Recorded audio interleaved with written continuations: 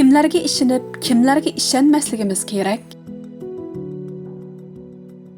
Bizda hayvonning alisi teshida, insonning alisi ichida deydigan aqliy so'z bo'lib, uning ma'nosi hayvonning rangi teshida bo'lg'achqa, uning qanday bir hayvon ekanligini bilish oson bo'lgan bilan, insonning rangi ichida bo'lg'achqa, bir insonning qanday bir inson ekanligini bilish undaq oson emas deganlik bo'lib, Xitoy hukumatining tarixdan buyon qo'llanib kelgan hiyla mikrlari va Uyg'urlarga yurgizayotgan o'zining yig'ida o'zining go'shini qo'rish siyosati sababidan bizning insonlarni tanishimiz va kimga ishinib, kimga ishonmasligimiz texmo murakkablashib ketyotdi. Tövəndə mən özümның bu məsələyə bolğan qarashlarimni ba'zi amaliy misollar bilan o'ttirg'i qo'yib o'tmoqchi. Govingoy ko'pincha Uyg'urlarga tonish bo'lgan bir ism bo'lib, bir zamonlarda Xitoy kommunistik hokimiyatiga qarshi kuchlik ovoz bo'lib tonilgan va xili bir qism Uyg'urlarni ta'sirlantirib, o'ziga jalb qilgan. 2023-yili 3-oyning 15-kuni u bir necha jinoyat gumoni bilan Amerikaning federal hukumati tarafidan tutqun qilingan, ammo hozirga qadar hukm kesilmagan. Govingoy Xitoydagi cho'ng boylarning biri bo'lib, u o'zining Xitoy hukumati tarafidan chiriklik, poraxo'rlik, boshqalarni go'raga ilish, pul yuyish, aldamchilik va bosqinchilik jinoyatlari bilan qo'lga ilinganligini bilgandan keyin 2014-yilining oxirida Amerikaga qochib kelgan. Govingoy Amerikaga kelgandan keyin Millisko nomi bilan faoliyat olib berib, o'zini Xitoy kommunistik hokimiyatiga qarshi turganlik uchun Xitoy hukumati tarafidan tutish buyrug'i chiqarilgan o'qituvchi deb tashviq qilib kelgan va o'zining iqtisodiy kuchiga tayinib, Prezident Trump iqtidorchiligidagi Mar-a-Lago klubining a'zosi bo'lgan va Amerikaning ko'plagan yuqori darajalik siyosiy yo'llari bilan qo'yiq munosabat o'rnatgan. 2017-yili 8-oyda Xitoy korxonalar guruhi bo'lgan HNA guruhi Govingoy ko'p qitim yolg'on bayonot e'lon qildi va tuhmat qildi deb uning ustidan New York federal sudiga arz sungan.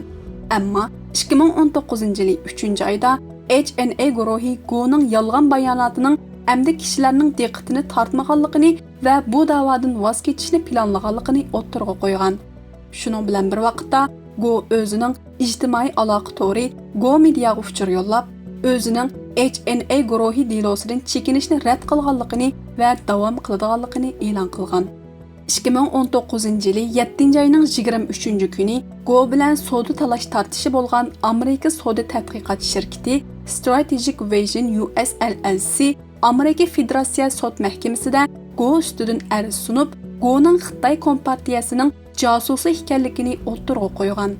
2020-yili 12-oyda Xitoy o'qituvchi Tingbiao Govingoyning Tingbiao va boshqa o'qituvchilarning uyining sirtida namoyish tashkillaganligini o'ttirg'a qo'yib, Go'ni Xitoy hukumati bilan til biriktirdi deb ayblagan. Bu Govingoyning muddaosi haqida ziddiyatlik farazlarni qo'zg'agan.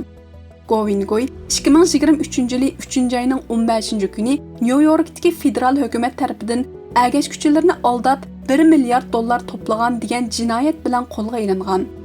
U paychiki va shifrlik pul aldamchiligi, bulangchilik va pul yuyish qatorliq 12 turlik jinoiy javobgarlikka tortilgan. 2024-yili 7-oyning 16-kuni Govingoy sotda mablag' solg'uvchilar va qo'llovchilarni $1 milliard atrofida aldash jinoyati bilan ayblanib, 12 turlik jinoyat ichidan 9 xil jinoyat rasmiylashtirilgan. Navbatda ba'zilar Govingoy Xitoyga qaytarilishi mumkin deb qarasa, ba'zilar Govingoyning turma jazosi bu yil 9-oyda boshlanadi deb qarmoqda. Govingoy zodi Xitoyning jasusimi yoki emasmi, garchi hozircha aniq bo'lmasimi, ammo u Xitoyda ko'p xil jinoyat gumondori mazgilida Xitoydan nurg'un pul bilan Amerikaga qochib chiqib, Amerikadagi Xitoy, Hong Kong faoliyatchilari orasida ko'plagan qalaymiqanchiliklarni paydo qilib, insonlarni kimga ishinib, kimga ishonmaslikni bilolmas holga tushirib qo'yganligi. Hatto ba'zi Uyg'ur, Tibet faoliyatchilari orasidami ba'zi davolg'ish paydo qilganligi inkor qilg'il bo'lmaydigan bir haqiqat. Xoin, sotqin, ishpiyon, jasus hamma millat va davlatlarda bor. Burun bo'lgan hozirmi bor, kelgusidimi bo'ladi. Bir millat yoki bir davlatda undaq insonlarning bo'lishi qo'rqinchli emas.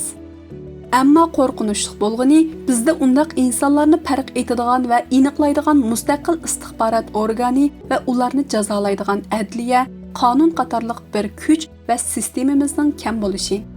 Dal shu sababdan biz bir tarafdan ba'zi insonlarga oson va ziyoda ishonib, ichimizga to'kiversak, yana bir tarafdan boshqalardan oson gumonlanib, ularni xoin, sotqin, shpion, josusga chiqaryapmiz. Bizda dal shundoq bir mustaqil va kuch sistemamiz bo'lmag'achqa, yuqorqi kalimalarni xohlagancha qo'llanib, xatarlik bir yo'nalishga qarab ketyapmiz. Bizning boshqalarga osonla ishonib ichimizga to'kishimiz qanchalik ziyonli yoki noto'g'ri bo'lgan bo'lsa, bizning boshqalardan oson va ziyoda gumonlanib, ularni xoin, sotqin, shpion, josusga chiqarishimiz o'xshashla ziyonli. İşiniş bilan gumon qilish yoki ishonmaslik masalasi navbatda biz duch kelayotgan jiddiy bir masala bo'lib, ular orasidagi tangpungliqni qanday saqlash biz uchun bek muhim. Agar biz qaysi tarafga eg'ib ketsak, millat ig'ir krizisga duch kelishi va oxirida qozong'uchi Xitoy hukumati bo'lishi mumkin.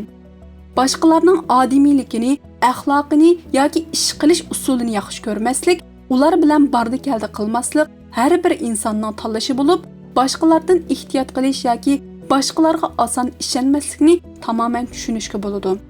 Ammo hech qanday asossiz yoki yuzaki bir ahvolga asosan atrofliq tekshirish ilib bormay turib, boshqalarni xoin, sotqin, shpion, josus deb ayblash yoki boshqalar to'g'risida shundoq bir yakun chiqarish u tamoman boshqa bo'lib, u bir odamning istiqboli bilan munosabatlik jiddiy bir masala. Govingoyning hikoyasiga asoslanganda, Govingoy 2017-yildan boshlab o'xshamagan guruhlar va insonlar tarafidan ayblanib, sudga shikoyat qilingan bo'lsa-mu, ammo Amerikada kuchli bir davlatda uning delosi uchun necha yil ketgan yerda bizning bir odam uchun yakun chiqarishimiz shuncha osonmi? Ota-bobolarimiz aytgandek, biz cho'qim o'zimizni ching tutishimiz, qo'shnimizni o'g'ir tutmasligimiz, o'z ishimizga puxta bo'lib, dushmanning o'yiniga kelmasligimiz kerak. Buning uchun har qanday masalaga so'g'iqqan bo'lishimiz, masalalar ustida o'ylanganda masalaning har ikki tarafini birga o'ylashimiz, atrofliq izlanmay turib, yakun chiqarishga oldirmasligimiz kerak.